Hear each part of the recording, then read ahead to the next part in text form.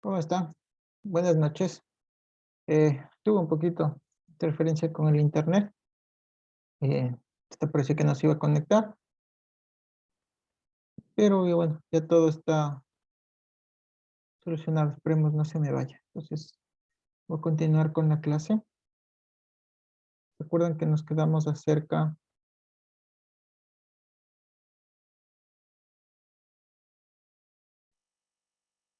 Así está grabando.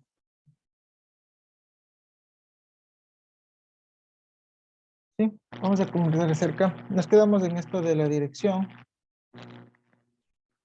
hidráulica. Sí, ¿se acuerdan que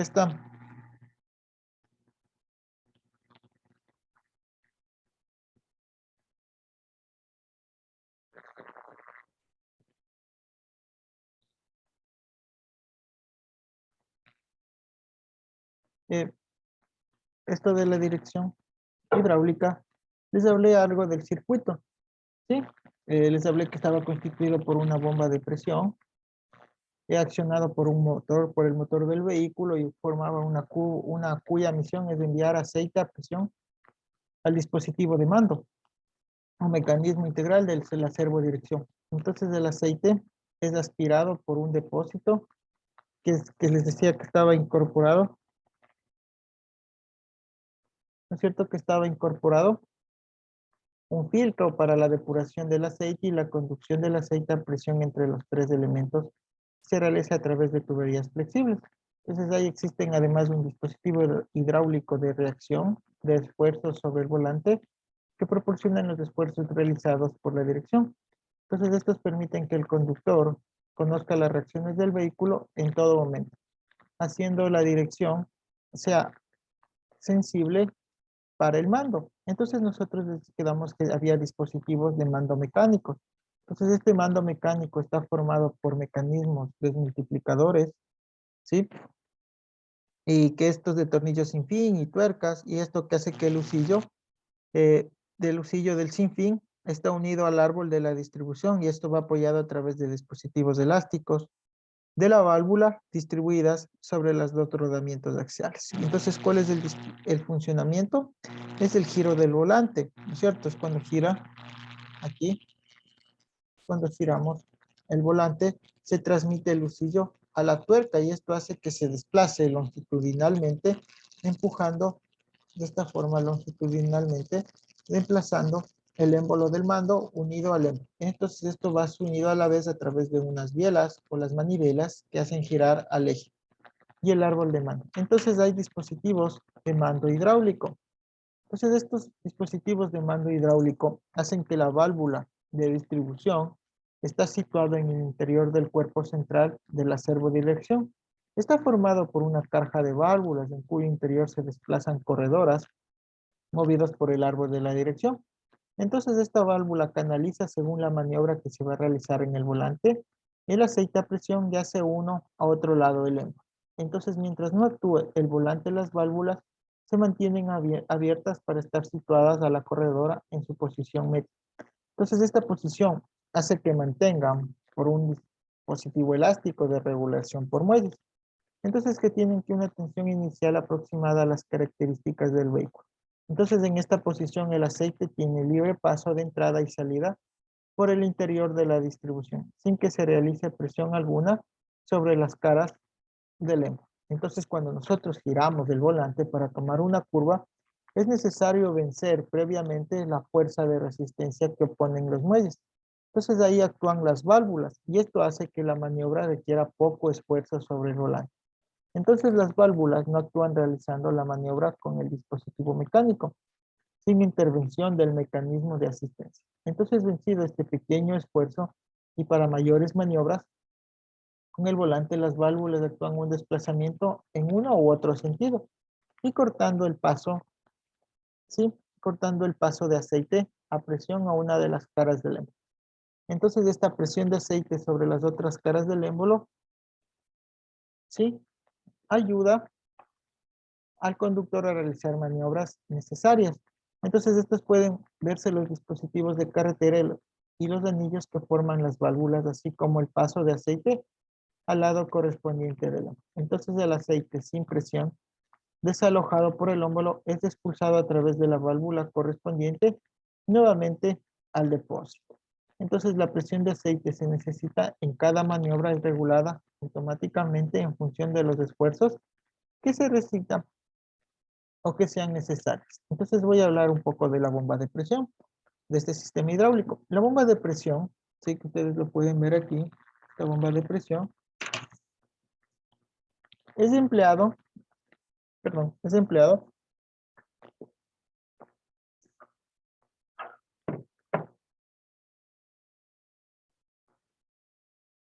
en estas observadirecciones, es de tipo de paletas, ¿sí? Que proporciona un caudal progresivo de aceite hasta alcanzar las 1000 RPM y luego se mantiene prácticamente constante a cualquier régimen de funcionamiento por medio de unos limitadores de caudal a presiones situados. Entonces este limitador de regulador, el caudal está formado por unas válvulas de pistón y un resorte.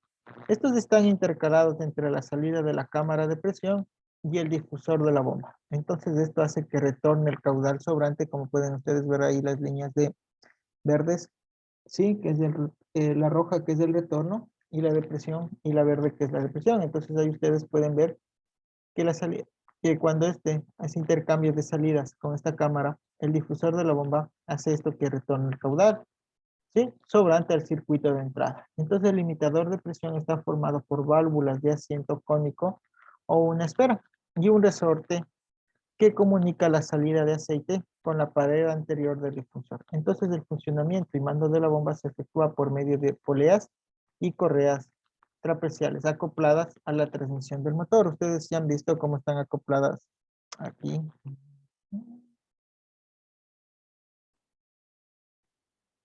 Eh, cómo están acopladas esto de las correas. Entonces ahí tenemos el depósito de aceite, que es el elemento que está formado por un recipiente dimensionado de tal forma que está completo al circuito. El depósito hasta su nivel normal queda el suficiente espacio libre para que sea un posible aumento de volumen producido por las válvulas de temperatura. Entonces en su interior lleva incorporado elementos filtrantes para purificar el aceite y una válvula de seguridad de baja presión. ¿Sí? Entonces estas válvulas permiten el paso de aceite al circuito en caso de que éstas hayan sido obstruidas. También tenemos servodirección hidráulicas coaxiales, sí, son otros ejemplos. Eh, Aparte de estas servodirecciones, ustedes han escuchado de las válvulas neumáticas o de las servodirecciones neumáticas que se utilizan. Está constituido esencialmente por un mecanismo desmultiplicador. Aquí no tenemos neumáticas, ¿sí? La electrohidráulica y la electrónica. Entonces, ¿qué es lo que les digo? Que está constituido esencialmente por un mecanismo desmultiplicador convencional. Generalmente estas son de tornillos sin fin y un servo de mando que funciona mediante aire a presión procedente de la central neumática, el que va dotado de vehículos con frenos de aire comprimido. Ustedes se han escuchado en los buses, en los camiones, depende, hay frenos de aire comprimido. Entonces el circuito de mando está formado por una válvula de control o distribuidora montada sobre palancas de dirección. Entonces hay un cilindro de empuje de doble efecto que actúa sobre los brazos de acoplamientos de las ruedas. Entonces esto les hace girar hacia la derecha o hacia la izquierda según el efecto en el volante. Entonces este circuito corresponde a una servodirección Direx o Virex. Además del sistema lleva intercalado un grifo, ¿sí? Para el paso automático del aire. Entonces una válvula de doble descarga rápida y las tuberías de unión entre los elementos de control. Entonces, ¿qué hace esta válvula de control? Esta válvula de control está constituida por unos cuerpos de válvulas montados por medio de rótulas sobre las palancas de la dirección, la cual recibe los movimientos. Entonces, esta válvula se une al brazo de acoplamiento de las ruedas por medio de una barra de mando. Entonces, en el interior del cuerpo de la válvula se aloja el mecanismo de regulación y el distribuidor de aire a presión. Entonces, estos están por medio de palancas de arrastre. Entonces, ese mecanismo de regulador que hay en estas direcciones neumáticas, formado básicamente por el muelle y los casquillos de tope, controlan en todo momento las pequeñas variaciones direccionales sin que actúe el servo mando. Entonces esta función reguladora la realiza en ambos sentidos de giro en el volante por medio de un desplazamiento reducido.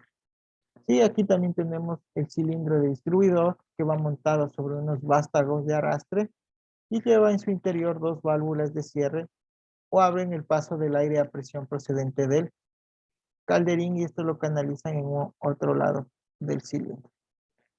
¿Sí? Tenemos también como cilindro de mando, el giro paso automático del aire, tenemos válvulas de descarga rápida, tenemos como también esto se va a funcionar el circuito. ¿Sí? Eso con respecto a tipos, eh,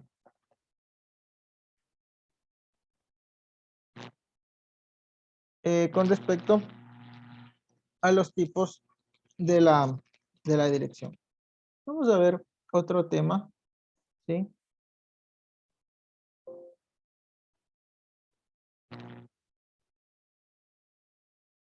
Que está relacionado con la dirección. Ustedes se han escuchado acerca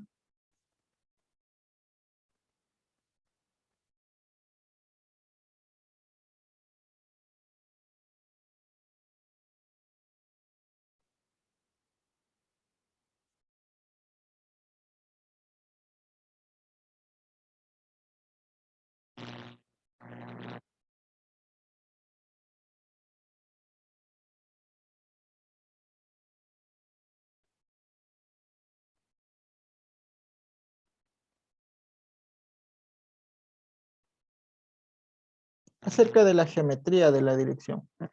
¿Qué es esto de la geometría? Aquí en la geometría de la dirección ustedes van a encontrar, los entiende, también van a encontrar que se refiere a la alineación. ¿Sí? Entonces, esta alineación de la dirección en un vehículo, la conducción geométrica que tienen que cumplir todos los órganos que afectan a la dirección, como son elementos de mando, las ruedas, la suspensión, para determinar la posición de las ruedas de movimiento sobre el terreno, ya sea estos en línea recta o en curva. Entonces estas condiciones determinadas por la geometría de giro y la geometría de las ruedas hacen que el vehículo tome la trayectoria deseada para el conductor con toda precisión, lo haciendo la conducción que esto sea más suave y segura. ¿Qué es esto de la geometría de giro? ¿Sí? Esto de la geometría de giro es cuando un vehículo toma una curva. Entonces la trayectoria a seguir por las ruedas directrices no es la misma, ya que cada una de ellas tiene distinto radio de curvatura. Si ustedes cuando se fijan, esas todas las ruedas tienen distintas radios de curvatura, por lo tanto la orientación a ambas ruedas fuera la misma. Entonces cada una de ellas gira perpendicularmente al eje de giro con distinto centro de rotación. Entonces esto tomarían trayectorias distintas. Entonces como el eje de unión de las ruedas no puede seguir las dos trayectorias a la vez, una de las ruedas que pasaría sería arrastrada por la otra, produciéndose un deslizamiento lateral en la misma. Entonces, por este caso no ocurre y las dos ruedas deben de girar concéntricamente, o sea, en el mismo centro de rotación. Por lo tanto, ¿qué pasa? Que esa orientación a dar cada una de las ruedas deben ser distintas de forma que éstas sean prolongadas desde sus ejes y se cortan en un centro de giro común. ¿Sí?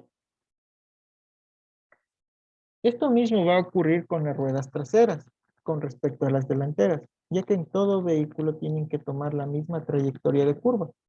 Entonces, todo tiene que tener el mismo centro de rotación. Para ello, se tiene que cumplir las condiciones geométricas de que todas las ruedas en cualquier posición tengan un mismo centro de rotación. ¿Cómo se consigue esto? Dando a las bieletas de mando una inclinación tal que cuando el vehículo circule en línea recta, los ejes de prolongación de las bieletas deben coincidir con este eje trasero. ¿Qué es lo que quiere decir? Es que aquí tengo mi eje y de aquí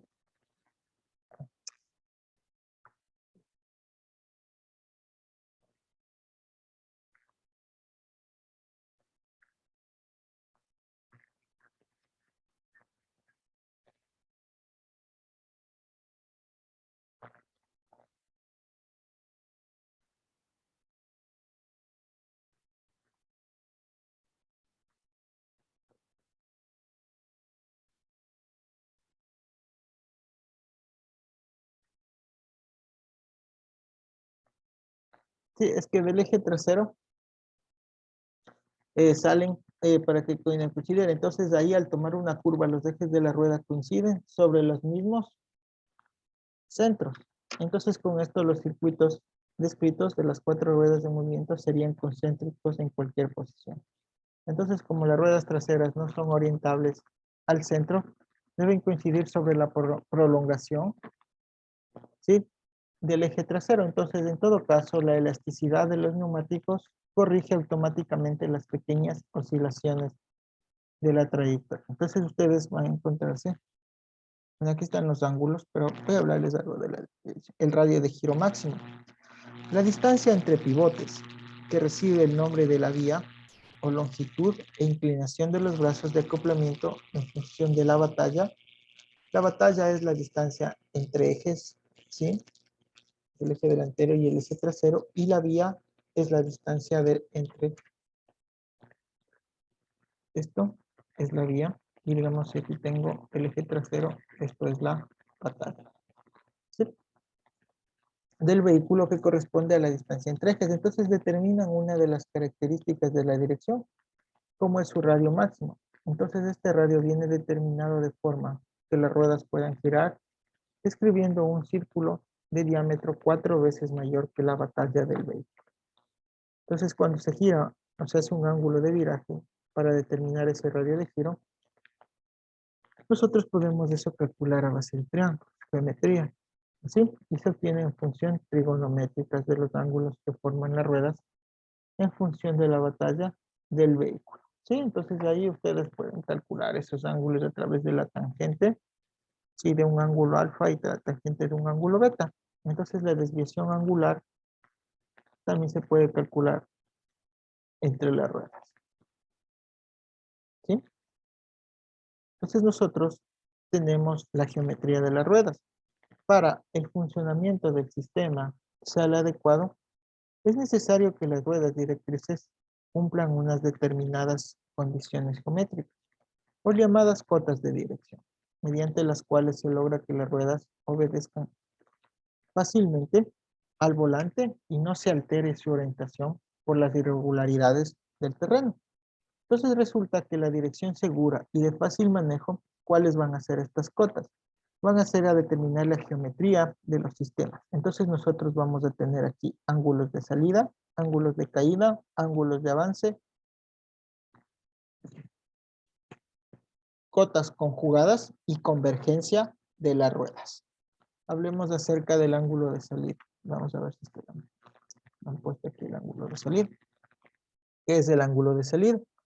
Se le llama ángulo de salida al ángulo que forman la prolongación del eje del pivote sobre el que gira la rueda para orientar con la prolongación de los ejes verticales que pasa por el centro de apoyo de la rueda y cuyo vértice coincide, ¿sí?, con el ángulo que suele estar comprendido entre 5 y 10 grados, siendo que la mayoría de los vehículos están entre 6 y 7 grados. Entonces esta disposición del pivote en los vehículos va a reducir el esfuerzo que va a realizar para la orientación de la rueda, ya que como ustedes se pueden o han observado, si el eje del pivote y el eje vertical de la rueda fueran paralelos, el esfuerzo a realizar para orientar la rueda vendría determinado por un par de resistencia. Entonces aquí para calcular ese, ese par de resistencia sería igual a la fuerza de resistencia de la rodadura por el brazo o la distancia entre los ejes, ¿sí? Entonces, por lo tanto, cuando menor sea esa distancia entre los ejes, menor va a ser el esfuerzo que se realiza para orientar a la rueda. Entonces, cuando este será nulo, en el eje del pivote va a pasar por un punto. Entonces, ese centro de la superficie de contacto del neumático con el terreno. En este caso, solo habría que vencer el esfuerzo de resistencia a la rodadura y va a responder el ancho del neumático, ya que el par del giro sería nulo. Entonces, en la práctica, ¿qué es lo que pasa?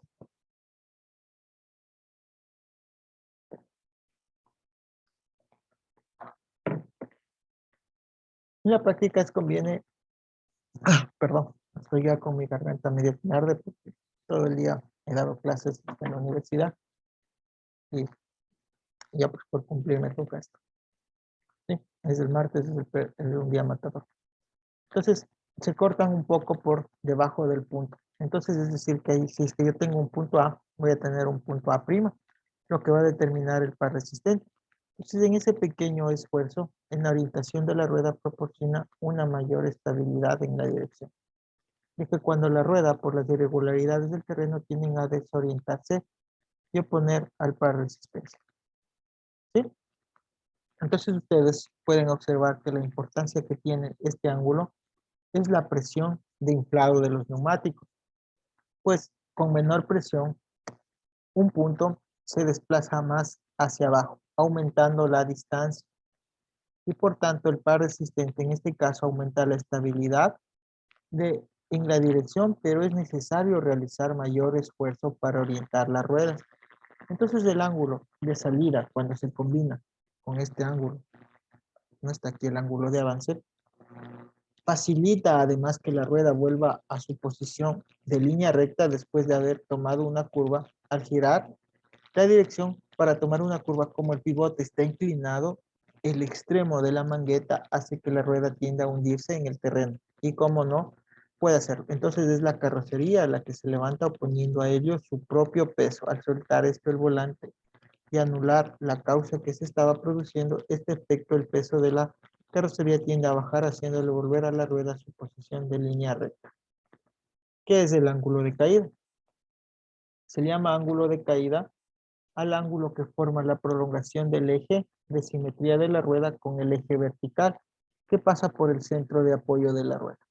Este ángulo se consigue dando el eje de la mangueta a una cierta inclinación con respecto al horizontal. Entonces tiene esto por objeto desplazar el peso del vehículo que gravita sobre este eje. Entonces en el interior de la mangueta hace que disminuya así el empuje lateral de los cojinetes y esto se apoya sobre la rueda. Entonces la mangueta está sometida a esfuerzos de flexión equivalentes al peso que sobre ella gravita y por su peso una palanca uniéndose los momentos resultantes. ¿Sí? Entonces el valor del ángulo de caída suele estar comprendido entre 30 minutos y 1 grado. ¿Sí? Entonces hace disminuir el ángulo de salida, aunque se mantendrá dentro de los límites suficientes. Vamos con los ángulos de avance. El ángulo de avance es el ángulo que forma la prolongación del eje pivote con el eje vertical, que pasa por el centro de la rueda y en el sentido de avance de la misma. Entonces, cuando el empuje del vehículo se realiza desde las ruedas traseras, el eje delantero era arrastrado de atrás, lo que supone que haya una inestabilidad en la dirección. Este está corregido dentro del pivote, un cierto ángulo de avance. Entonces, de forma en su eje corte una línea de desplazamiento y hace que esa línea sea un poco por delante del punto. Sí, del punto de apoyo de la rueda. Entonces parece que una acción de remolque en la propia rueda que queda fijo a la dirección, hace que el punto de apoyo tienda a estar siempre en línea recta y por detrás del punto de impulsión. Entonces, efectivamente, hace que al volver la dirección para tomar esta curva, la rueda se oriente sobre este punto que estaba detrás y tiende al avance. Entonces, esto hace que el punto de apoyo se desplace. Entonces, creando un par de fuerzas que tienden a volver a la rueda a su posición de línea recta, ya que en esta posición la distancia desaparece. Entonces, de esta forma se consigue dar a la dirección fijeza y estabilidad, ya que las desviaciones que pueden tomar la rueda por desigualdades del terreno forman este par de fuerzas que lo hacen volver a su posición de línea recta. Entonces, el avance debe ser tal que cumpla la misión encomendada sin perturbar otras condiciones direccionales. Entonces, este ángulo es grande El par creado también lo es, haciéndole que las ruedas se orienten violentamente. Entonces, si el ángulo es pequeño o insuficiente, el par de orientación también lo es. El ángulo de avance suele estar comprendido entre 0 y 4 grados para vehículos con motor delantero y de 6 a 12 grados para vehículos con motor trasero. Las cotas conjugadas de salida hacen que el avance corta a la línea de desplazamiento, por delante y hacia atrás de la derecha del punto. De ello resulta que para vehículos con propulsión trasera, el empuje se transmite, ¿sí? Se transmite al eje delantero. De estas ruedas, por el pivote, teniendo su punto de tiro en la rueda sobre el punto que estamos tratando. Entonces, aquí vamos a tener, esto se han puesto, la convergencia de las ruedas. Los ángulos de salida y caída hacen que las ruedas tomen una posición inclinada, como ustedes lo pueden estar viendo ahí en la convergencia. Con lo que las ruedas, al caminar, forman la base de un cono. ¿Sí? Ustedes ven que al caminar forman esto de un cono,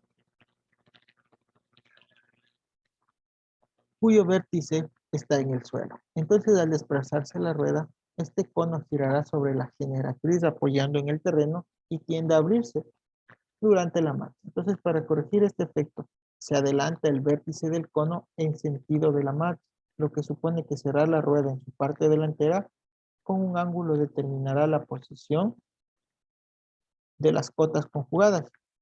O sea, ¿qué quiero decir? En la otra rueda ocurre lo mismo y se obtiene una convergencia de las ruedas, que corrige la tendencia a abrirse en la marcha, aliviando así sus pivotes y el esfuerzo producido por estas causas. ¿Sí?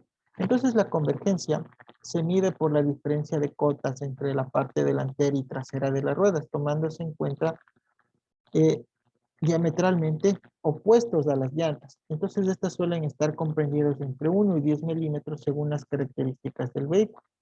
Entonces, esto es el ángulo de convergencia o desviación angular de las ruedas respecto a la dirección de marcha, que podemos expresar con punto y con cotas, o también llamados el diámetro de las llantas. ¿Sí? ¿Qué pasa con esto de la convergencia? Determinado en función del resto de cotas, debe mantenerse dentro de los límites establecidos por el fabricante, ya que cualquier alteración producida inestabilidad en la dirección debe tener o ser igual a las ruedas. Entonces, una convergencia excesiva al producir mayor tendencia en la orientación de las ruedas para subir la trayectoria en línea recta. ¿Sí? Eso con respecto a la geometría. También les voy a contar, hay algunas averías en la dirección. Las averías en la dirección son consecuencia de holguras, de desgastes en sus elementos de mando, como puede ser el mal reglaje de la alineación de las ruedas o de un mal entrenamiento. También se efectúa indirectamente por la intervención o el mal estado de otros elementos del vehículo, como pueden ser las ruedas, frenos y la suspensión. Entonces, para diagnosticar la avería en los sistemas de dirección hay que proceder a una revisión y reparación, o qué es lo que conviene someter al vehículo. A prueba. Esta prueba debe ser por carretera, observando la causa o causas que afectan el normal funcionamiento. Entonces, primero hay que hacer un diagnóstico de averías de los mecanismos simples. Los más frecuentes acusados por el conductor en la dirección del vehículo es la holgura en el volante. Esta es una de las averías más frecuentes del sistema debido al desgaste de sus componentes mecánicos por el uso. Estas holguras en los elementos de mando ya sean por desgaste o por mal apriete en los sistemas de amarre y fijación. Se traducen en un excesivo recorrido. Pues estas holguras se suelen localizar en las rótulas, en las palancas de mando, mal apriete, holguras del mecanismo. Pues ahí te recomienden revisar estos puntos y realizar un apriete, el par recomendado en todos los elementos. Hay ocasiones que se van a encontrar con direcciones muy duras. Este defecto es acusado porque el conductor debe realizar esfuerzos excesivos en el volante para mover las ruedas. También se nota con la falta de reversibilidad.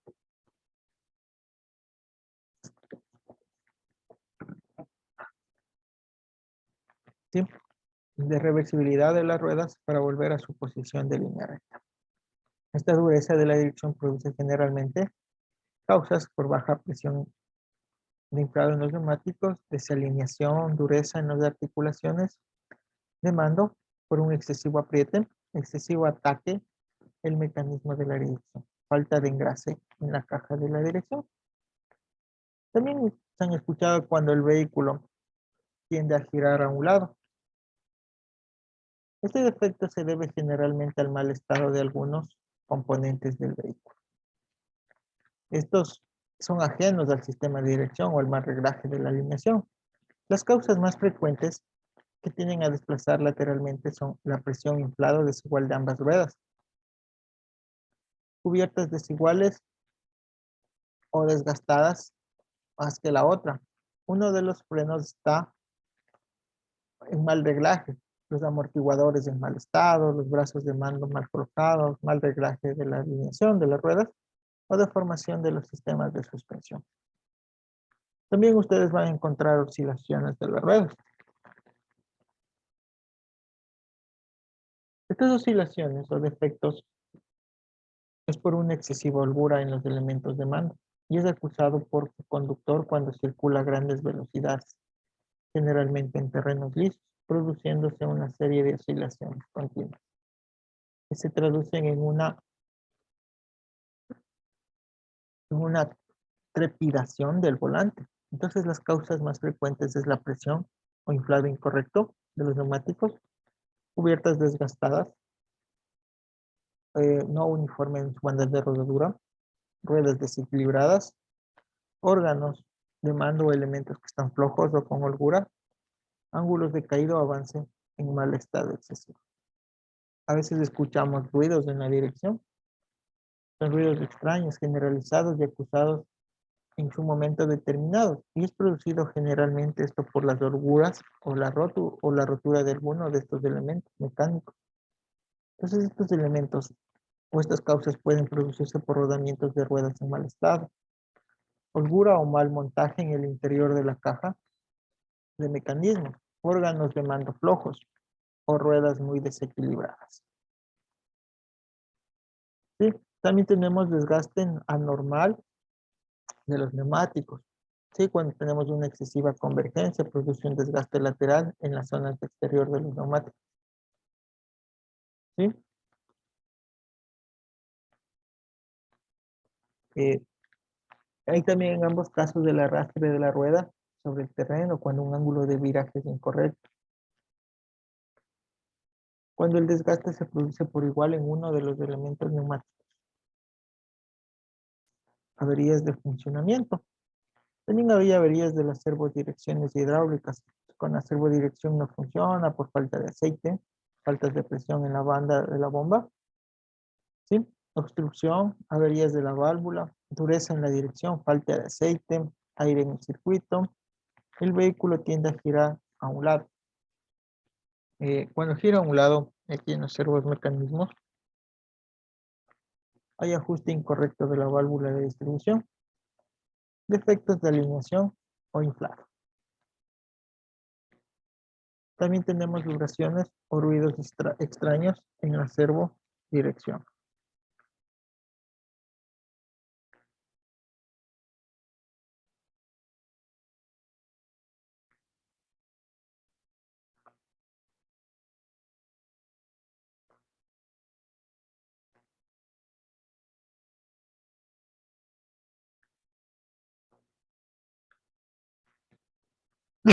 Perdón. Sí, entonces, cuando pasa esto, tiende a girar a un lado. El ajuste incorrecto es de la válvula de distribución, defectos de alineación o inflado, vibraciones o ruidos extraños en la servodirección, aire en el circuito. Sí, esperen un ratito, por favor.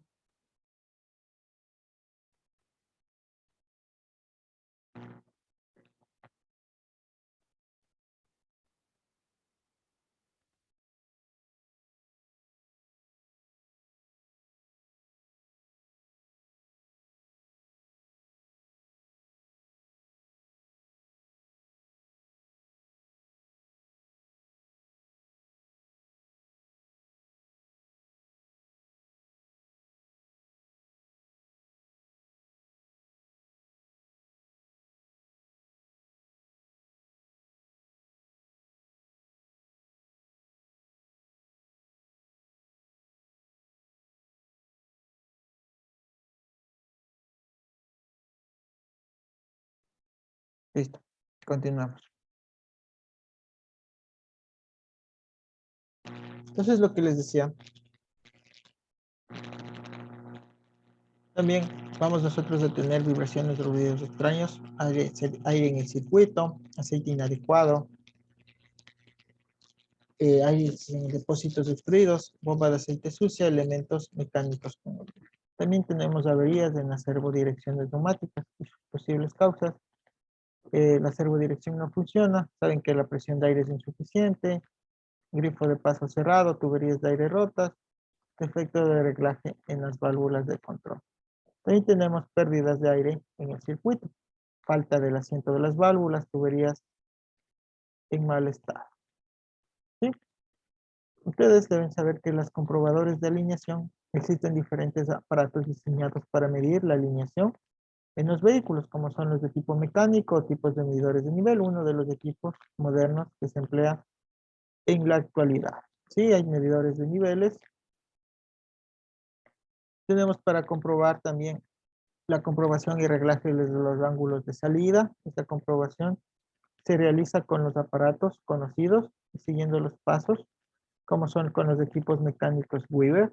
Los pasos a seguir, ustedes saben que el vehículo con las ruedas delanteras se forman con un medidor Weaver, se giran ruedas de 20 grados. Estos son los pasos que se dan para la alineación y balanceo de los vehículos. También se puede hacer las comprobaciones de los reglajes de ángulos, ¿sí? A través de eso con cálculos y también con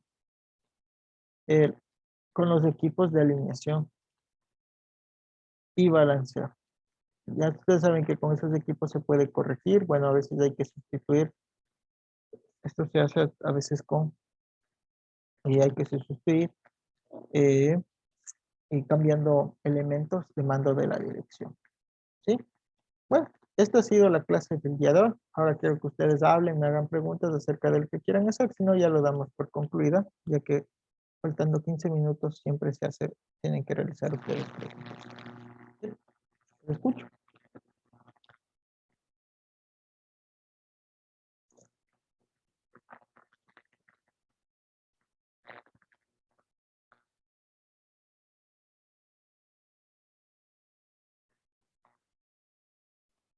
¿Hay alguna pregunta acerca de las clases, de los deberes que me quieran realizar? ¿Todo está claro? No sé.